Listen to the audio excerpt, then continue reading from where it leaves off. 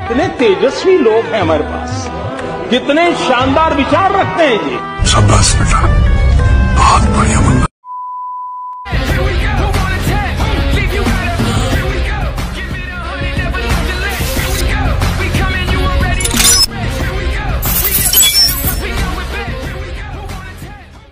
Hey guys, कैसे हैं आप लोग। तो गाइस, मेरा नाम है दीपक और कुछ दिन पहले मैंने मार्वल सिनेमैटिक यूनिवर्स के द इनक्रेडिबल हल्क और मॉन्स्टरवर्स के टाइटन कॉन्ग के बीच एक हाइपोथेटिकल बैटल करवाई थी। तो उस वीडियो पर आप लोगों ने काफी अच्छा रिस्पॉन्स दिया था।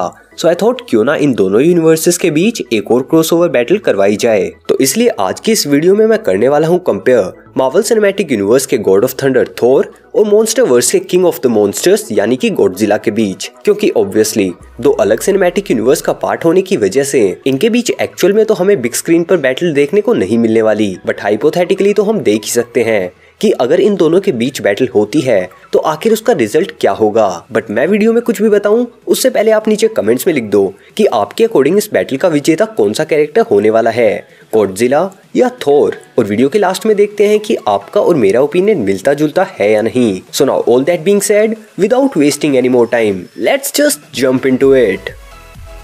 तो इन्हें कंपेयर करने से पहले हम कुछ बेसिक ग्राउंड सेटअप्स कर लेते हैं कि इनके बीच के बैटल में आखिर कौन से कैरेक्टरिस्टिक्स इनकी बैटल को इम्पैक्ट कर सकते हैं। तो इसलिए यहाँ हम strength, healing factor, durability, intelligence, special attack and major weaknesses और advantages over opponent in fields के बेसिस पर ही इस कंपैरिजन के विनर को डिसाइड करेंगे। एंड या being a part of my series D के ओपिनियन, यहाँ बस मैं अपना पॉइंट ऑफ व्यू आपके साथ शेयर कर रहा हूँ, जो कि किसी व्यूअर के लिए शायद गलत भी हो सकता है। क्योंकि यार खुद सोचो, अगर कोई स्क्रीन के इस तरफ से देख रहा है तो उसके लिए 6 है और उस तरफ से देख रहा है तो उसके लिए 9 है। मतलब गलत कोई नहीं है, बस बात पॉइंट ऑफ व्यू की है। तो इस 69 के एग्जाम्पल को थोड़ा सा साइड में रख के आप इस बात को समझिए कि जिन इंस्टांसेस के ऊपर मैं इन्हें कंपेयर करने वाला हूँ वो भी सबके लिए वेरी कर सकते हैं। क्योंकि सही में यार किसी एक इंसान के लिए ये प्रैक्टिकली पॉसिबल नहीं है कि वो हर पर्सपेक्टिव से एक कंपैरिजन को देख सके।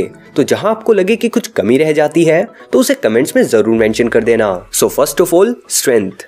तो स्ट्रेंथ के मामले में लेट मी रिमाइंड यू, थोर यहाँ कॉमिक्स वाला नहीं बल्कि एमसीयू वाला ही है कंपैरिजन के अंदर। तो इसकी स्ट्रेंथ की भी हमें बहुत एपिक फीट्स देखने को मिली हैं, स्टार्टिंग फ्रॉम थोर रैग्नारोक, जहाँ फर्स्ट टाइम थोर की पावर्स को ट्रूली एक्सप्लोर किया गया था एमसीयू के अंदर। तो यहाँ सबसे पहले हमने मूवी की शुरुआत में देखा था कि कैसे थोर ने काफी एफर्टलेसली सर्टर को डिस्ट्रॉय कर दिया था। हालांकि मूवी के क्लाइमेक्स में वो ऐसा नहीं कर सकता था और इसके पीछे एक रीजनेबल एक्सप्लेनेशन काफी लंबी है, जिसे डिस्कस करने के लिए मुझे सेपरेटली थोर वर्सेस सर्टर वीडियो बनानी पड़ेगी, इसलिए फिलहाल उसकी बात नहीं करते हैं। बट इससे आप यहाँ ये समझ सकते हो कि साइज बड़ा होने की वजह से गॉडजिला को थोर के ऊपर कोई मेजर एडवांटेज नहीं मिलने वाला, क्योंकि साइज के मामले में सर्टर और गॉडजिला ज्यादा डिफरेंट नहीं है। तो सर्टर अगर बड़ा होकर पिट सकता है तो गॉडजिला भी पिट सकता है। पूरा ओवरऑल रिजल्ट नहीं बोल रहा मैं, जस्ट ये क्लियरिफाई कर रहा हूँ कि साइज का गॉडजिला को इतना एडवांटेज यहाँ पर नहीं मिलने वाला, क्योंकि वो होकाई या फिर ब्लैक विडो जैसे कैरेक्टर का सामना नहीं कर रहा बल्कि गॉड ऑफ थंडर थोर के सामने खड़ा है। उस स्ट्रेंथ के मामले में ही आगे चलकर थोर रैग्नारोक में ही हमने देखा था कि कैसे थोर ने हल्क को अपने पंचेस से रोके रखा था, जो कि वो सीरियसली भी पंच नहीं कर रहा था। वो तो बस उसे ये समझाना चाह रहा था कि वो हल्क का दोस्त है, बट फिर भी थोर के अटैक्स हल्क को अफेक्ट कर रहे थे। और फाइनली जब सीरियस मोड में आकर थोर ने हल्क को जस्ट एक पंच टिकाया था, उसी में हल्क ऑलमोस्ट हार चुका था। एंड ऑब्वियसली अगर वहां ग्रैंड मास्टर ने थोर के नर्वस सिस्टम से कनेक्टेड उस ओबीडियंस डिस्क को एक्टिवेट ना किया होता तो यहाँ थोर अपनी रो स्ट्रेंथ के चलते ही हल्क को हरा चुका होता। बेसिकली यहाँ हल्क को पीटते वक्त थोर का यही रिएक्शन था, मेरे खोपड़ी में कितना टेंशन है तेरे को मालूम क्या? अभी अभी वो अपने खिलौने और पिताजी को खोकर आया था।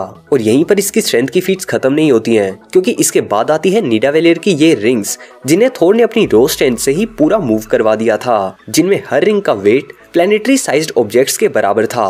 एंड ऑब्वियसली गॉडजिला बड़ा भले ही है पर प्लैनेट्स जितना वजन तो उसमें भी नहीं होगा। इसके बाद इन्फिनिटी वॉर में ही हमने ये भी देखा था कि कैसे थोर ने अपनी रो स्ट्रेंथ से ही स्टॉर्म ब्रेकर को थ्रो करके थैनोस के इन्फिनिटी स्टोन से अटैक को ना सिर्फ रोका बल्कि पूरा कट थ्रू करके स्टॉर्म ब्रेकर को उसी की छाती में गाड़ दिया था। वेल यार अगर मैं आपको बताऊं तो मैंने काफी सारी सेपरेट वीडियोस में इन सभी बातों के बारे में और भी काफी इंटरेस्टिंग डिटेल्स, फैक्ट्स और कंपैरिजंस पुरानी वीडियोस में डिस्कस करे हुए हैं। तो हर वीडियो को तो मेंशन नहीं कर सकता, इसलिए मैं एक न्यू प्लेलिस्ट क्रिएट कर रहा हूँ जिसमें आपको इस वीडियो से रिलेटेड चीजों के बारे में ही और भी डिटेल में जानने को मिल जाएगा।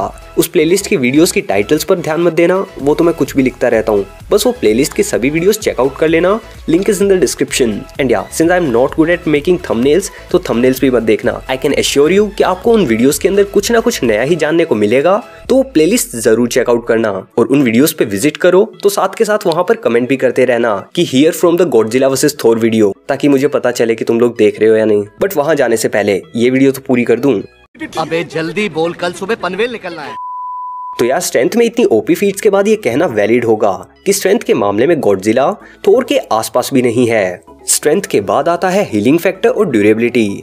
हाँ, दोनों के बारे में एक साथ ही बात करेंगे। And being an actual God और अपनी एस्कार्डियन फिजियोलॉजी की वजह से थोर का हीलिंग फैक्टर काफी पावरफुल है, which results in his high durability, जिससे वो हार्श कंडीशंस में तो सरवाइव कर ही सकता है, साथ ही साथ काफी बड़े डैमेजेस से भी वो मैजिकली कुछ सेकंड्स या मिनट्स के अंदर ही रिकवर होने का पोटेंशियल रखता है। एग्जाम्पल के लिए पावर स्टोन की एनर्जी को डायरेक्ट माथे पर खाने के बाद भी थोर जिंदा था, जो कि अपने आप में बहुत बड़ी बात है, क्योंकि पावर स्टोन पूरे प्लैनेट्स को कुछ सेकंड्स के अंदर ही डिस्ट्रॉय करने का पोटेंशियल रखता है। और इसके बाद इन्फिनिटी वॉर में ही आगे चलकर हमने ये भी देखा था कि कैसे थोर ने एक स्टार की एनर्जी को इस डायसन स्फीयर जैसे स्ट्रक्चर के थ्रू चैनलाइज होने के बावजूद सरवाइव कर लिया था।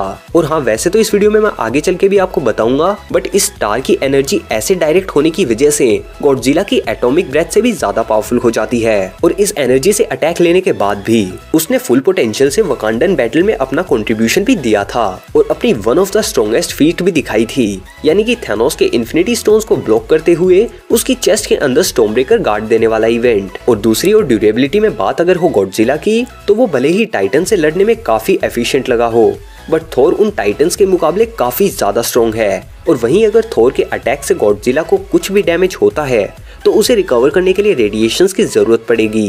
एंड आई डोंट थिंक कि एक बैटल के बीच थोर उसे ऐसे भागकर रिकवर होने का मौका देने वाला है, या फिर कोई इंसान न्यूक्लियर बॉम्ब उस पर गिराकर उसकी मदद करेगा, क्योंकि भाई थोर से पंगा कौन लेगा। तो यहाँ भी ड्यूरेबिलिटी के मामले में थोर गॉडजिला से आगे ही रहेगा।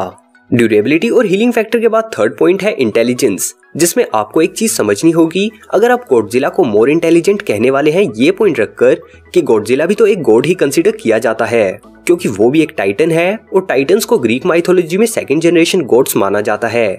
तो यहाँ मैं आपका एक डाउट क्लियर कर दूं और बता दूं कि टाइटन्स एक टर्म है जो कि कई जगह पर यूज की जा सकती है, और हर एक टाइटन दूसरे सिनेमैटिक यूनिवर्सेस या माइथोलॉजीज या किसी भी तरह के शो के अंदर दिखे हुए टाइटन से अलग हो सकते हैं। अब चाहे वो बात हो पैसिफिक रिम के सिनेमैटिक यूनिवर्स के काइजूस की, अटैक ऑन टाइटन एनिमे में मौजूद टाइटन्स की, या अपने एमसीयू के बैंगन यानी कि थैनोस की। गजब बेइज्जती है। टाइटन टर्म्स कई जगह पर यूज की जाती है, जिसका सीधा सा मतलब होता है कि एक ऐसा बीइंग जिसकी इंपॉर्टेंस और स्ट्रेंथ काफी ज्यादा होती है। और मॉन्स्टरवर्स में भी ऐसे टाइटन्स को कुछ इसी तरीके से दिखाया गया है कि वो गॉड्स की तरह हैं, because of the simple fact that humans were amazed by their size and their powers, which made them consider these giant monsters as gods, जो कि स्ट्रेंथ के मामले में, अपनी टेरिटरी को बचाने के मामले में और ऐसे ही टास्क के मामले में तो भले ही बहुत काबिल हैं, बट वहीं थोर एक लिटरल गॉड है जो कि सिर्फ अर्थ ही नहीं बल्कि 9 रियाम्स में मौजूद ऐसे मॉन्स्टर्स से लड़ता रहता है। अब बस मॉन्स्टरवर्स के अंदर ऐसे गॉड्स एग्जिस्ट नहीं करते, वरना जब भी ऐसे टाइटन्स अर्थ की सरफेस पर आते तो उन्हें रोककर बाकी पॉपुलेशंस को बचाने का टास्क थोर जैसे गॉड्स के ऊपर ही होता। और साथ ही एक ऑर्गेनाइज स्पीसीज का पार्ट होने की वजह से भी हम ये कह सकते हैं कि एस्कार्डियंस मॉन्स्टरवर्स के टाइटन से ज्यादा इंटेलिजेंट होते हैं, and in this case clearly Thor storms over Godzilla.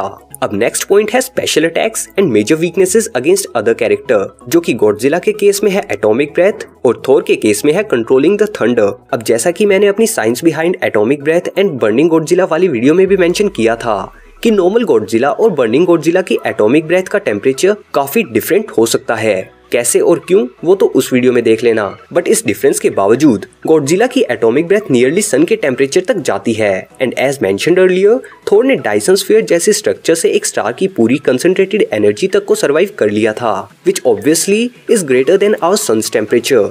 तो इस वजह से गॉडजिला का स्पेशल अटैक भी गॉड ऑफ थंडर की एस्कार्डियन फिजियोलॉजी के अगेंस्ट कुछ खास कारगर साबित नहीं होगा।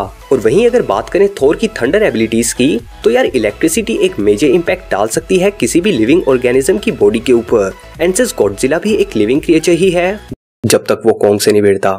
टीम कॉन्ग जिंदाबाद। Back to topic, since Godzilla भी एक लिविंग क्रिएचर ही है तो थोर की थंडर एबिलिटीज उसे एक मेजर डैमेज देने वाली हैं। And as I told in my video Godzilla versus Kong कि शायद कॉन्ग की भी इलेक्ट्रिसिटी को यूज करने वाली एबिलिटीज हमें गॉडजिला के अगेंस्ट देखने को मिल सकती हैं, क्योंकि इलेक्ट्रिसिटी गॉडजिला की एक मेजर वीकनेस के रूप में भी आप देख सकते हैं। और यार पता है प्रमोशंस काफी हो गए यहाँ पर, क्या करूँ टॉपिक से रिलेटेड बातें आ रही हैं तो सोचा बताता चलूं, ताकि किसी को अगर इस वीडियो में बताई हुई किसी बात के बारे में डिटेल में जानना हो तो वो सेपरेट वीडियोस जाकर चेकआउट कर सके। तो इसी वजह से यहाँ पर मुझे याद आई ये वीडियो जहाँ मैंने ये भी बताया था कि आखिर थोर को तूफान का देवता होने के बावजूद हल्के से बिजली के झटकों से कैसे रोक लिया गया था थोर रैग्नारोक के अंदर। सब वीडियो सेपरेटली नहीं मिलेंगी तो उस प्लेलिस्ट पर ही विजिट कर लेना, जिसकी लिंक मैंने नीचे डिस्क्रिप्शन में प्रोवाइड की है। वहाँ पर आपको सभी वीडियोस इंक्लूडेड मिल जाएंगी। और हाँ, हर जगह पर जहाँ पे भी जाओ कमेंट जरूर करना from Thor versus Godzilla video. तो यहाँ अब इस कंपैरिजन में ऑब्वियसली जीत तो थोर की ही होगी। तो अगर आपका जवाब भी यही था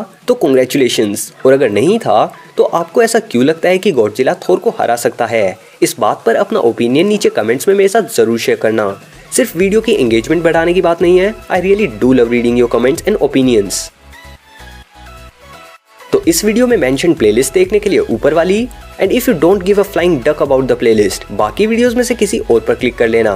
तो गाइस इस वीडियो के लिए इतना ही, मैं मिलता हूँ आपसे अगली वीडियो में। Until then, be dynamic and don't fear to do what you love. Peace.